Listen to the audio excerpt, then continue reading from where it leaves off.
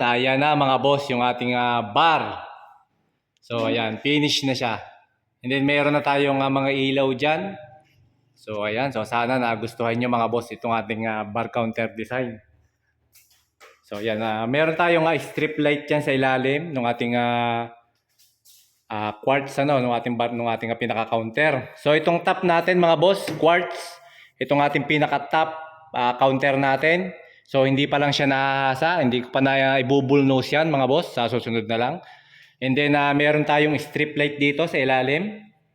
At pagdating naman dun sa loob, so ayan mga boss, so meron tayong mga compartment dyan. Ayan, may mga pintuan. And then nandiyan yung ating mga wine rack.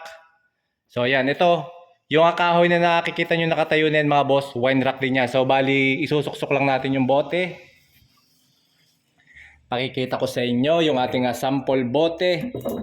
Ayan, so layo tayo ulit. Ayun mga boss, yung ating sample na suksukan na simpleng wine rack. And then ito, meron din tayong wine rack dyan na stand na mga nakatayo naman. Ayan, at syempre meron tayo dito glass rack sa ibabaw. So meron tayong tatlong butas dyan, tatlong layer ng ating glass rack. And then meron din tayong glass rack dito na maliit sa ibabaw. And then kita nyo, meron tayong mga pin light na maliliit mga boss dito sa ating pinaka-ledge.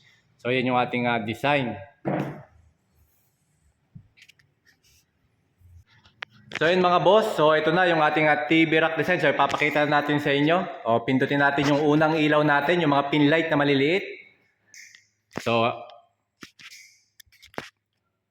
ayan na mga boss.